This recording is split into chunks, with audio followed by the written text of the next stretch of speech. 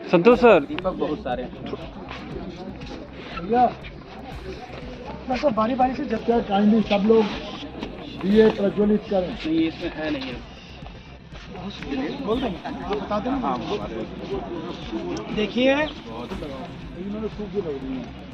ज़्यादा से ज़्यादा पेड़ लगाएं, जल को प्रदूषण से बचाएं और सिंगल यूज़ प्लास्टिक को बंद करें। यही है आज का संदेश।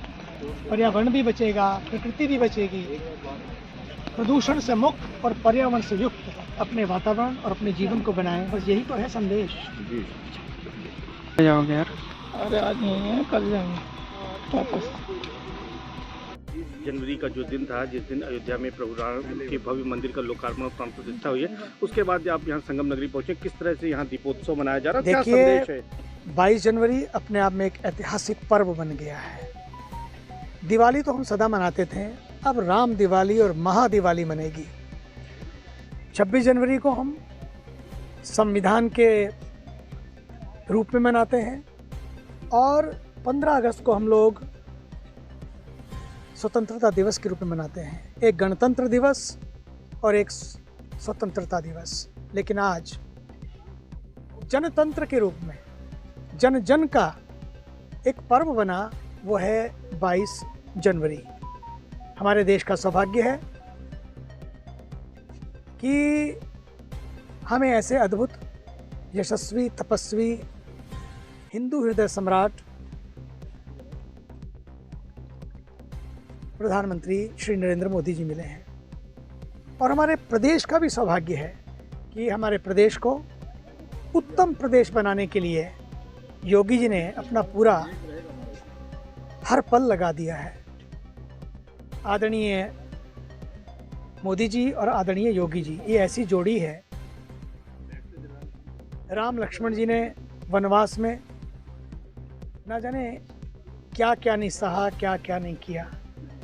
परिणाम स्वरूप सत्यमेव जयते, बुराई पर अच्छाई, अन्याय पर न्याय और अधर्म पर धर्म की विजय हुई।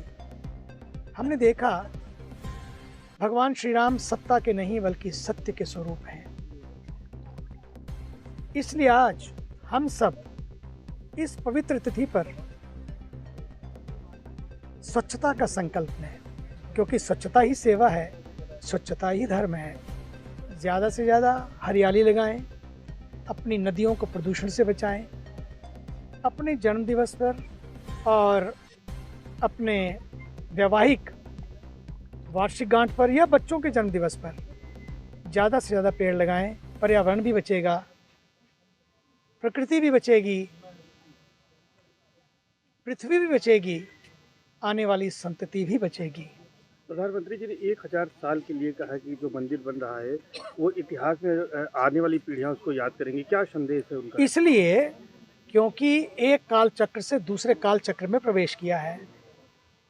वैसे तो त्रेता के बाद द्वापर आता है, लेकिन यहाँ तो कलयुग में ही त्रेता आ गया। और उनके संदेश में था कि राम आग नहीं ऊर्जा है, इसलिए राम सबसे आगे हैं। इसलिए राम का, क्योंकि राम आग नहीं आगे हैं। क्यों आगे हैं? क्योंकि वो एक ऊर्जा है। और यही संदेश है युवाओं के लिए, अपने अंदर की ऊर्जा का प्रयोग करें।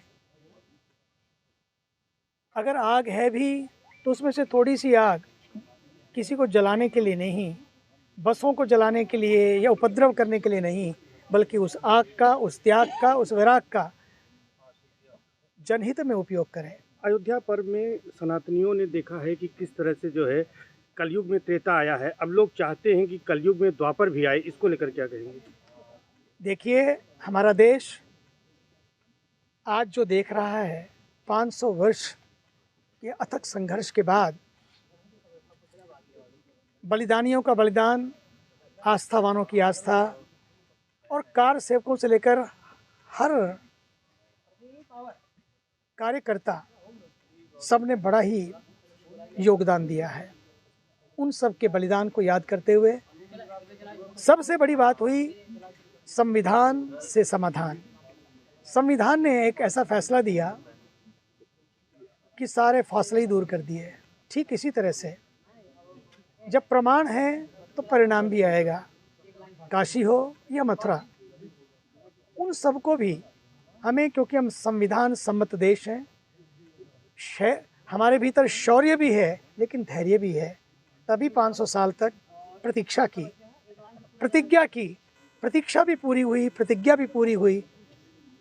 अब प्रमाण सामने है तो परिणाम वहाँ भी आएंगे और बहुत जल्दी ही सब मिलकर मथुरा से, वृंदावन के ब्रज की धरती से अयोध्या की धरती पर आए और अयोध्या की धरती वाले मिलकर वहाँ दीप जलाएंगे, ये भी होगा। लेकिन संविधान सम्मत हम सब जब इस तरह से आगे बढ़ेंगे, देश भी विकास करेगा, परंपराएं भी बचेंगी, पर्यावरण भी बचेगा और वैचारिक प्रदूषण भी नहीं होगा।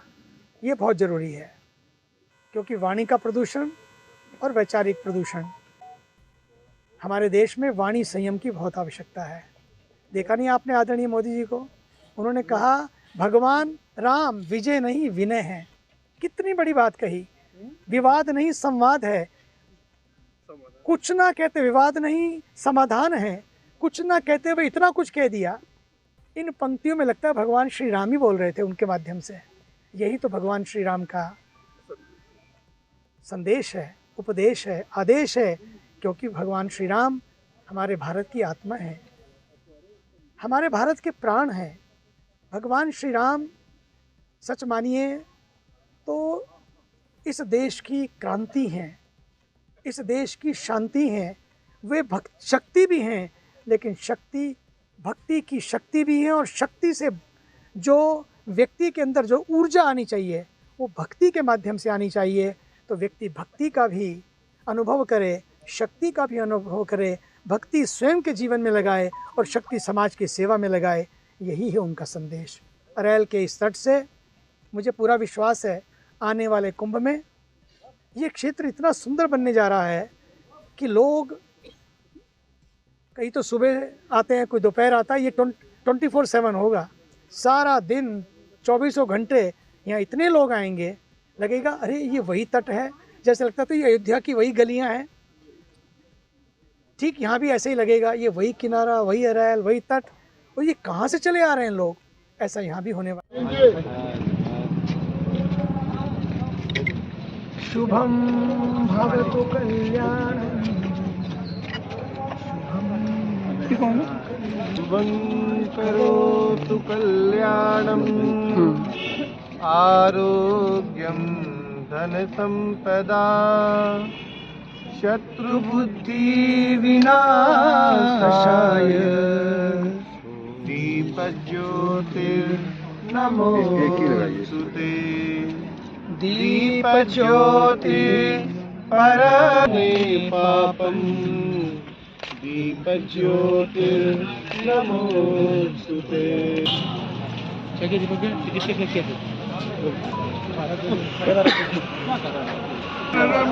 भाई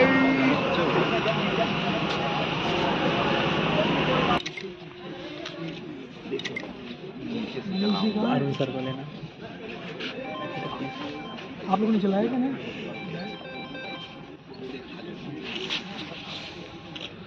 तो चला ठीक है।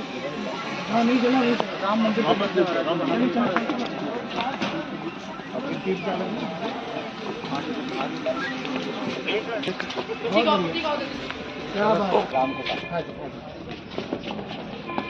जनवरी अपने आप में एक ऐतिहासिक तिथि बन गई है। 15 अगस्त को हमने मनाया, 26 जनवरी को मनाया और मनाते रहेंगे। एक में हमें स्वतंत्रता मिली और दूसरी पर हमें संविधान मिला, लेकिन तीसरी जो तिथि है 22 जनवरी, उसमें समता, समरसता और सद्भाव के हमें भगवान राम मिले। और आज अयोध्या के तट पर जो हुआ है वही प्रयागराज में अरैल संगम के तट पर हो रहा है। भगवान श्री राम तो पधारे, अब हमें क्या करना है? यही बात हमारे देश के आदरणीय प्रधानमंत्री जी और हमारे उत्तर प्रदेश के, उत्तम प्रदेश के मुख्यमंत्री कर्मयोगी आदरणीय श्री आदित्यनाथ जी योगी जी ने इस पूरे क्षेत्र को, पूरे प्रदेश को एक नई दिशा दी है। इतने बड़े चैलेंजेस थे, लेकिन उन चैलेंजेस को भी उन्होंने स्वीकार करते हुए इस प्रदेश को उत्तम प्रदेश बना दिया। आज हम क्या करें? हम सबको अपना अपना कर्तव्य निभाना है। सरकार अपने प्रयास पर अद्भुत प्रयास कर रही है। हम सबको इस अवसर पर स्वच्छता को अपनाना है और स्वच्छता के रूप में, पवित्रता के रूप में भगवान श्री राम को अपने जीवन में लाना है। हर घर, हर घट और हर घाट, मेरा नगर मेरी शान, मेरा गांव मेरा तीर्थ, इस भाव से हम सब लोग मेरा शहर मेरी शान को मानते हुए हम सब लोग स्वच्छता का शंखनाद करें और स्वच्छता को अपना धर्म बनाएं। स्वच्छता ही सेवा है, स्वच्छता ही धर्म है। आइए इसी के साथ आज की शाम हम स्वच्छता का दीप जलाएं। केवल भीतर ही, केवल बाहर ही नहीं, बल्कि भीतर भी हम स्वच्छता का, पवित्रता का दीप जलाएं। यही आज का संकल्प हो और वो सबका संकल्प हो, क्योंकि सबके राम, सब में राम। जय श्री राम, जय श्री राम, जय श्री राम, जय श्री राम, जय श्री राम, जय श्री राम। भारत माता की जय, भारत माता की जय, वंदे मातरम, वंदे मातरम।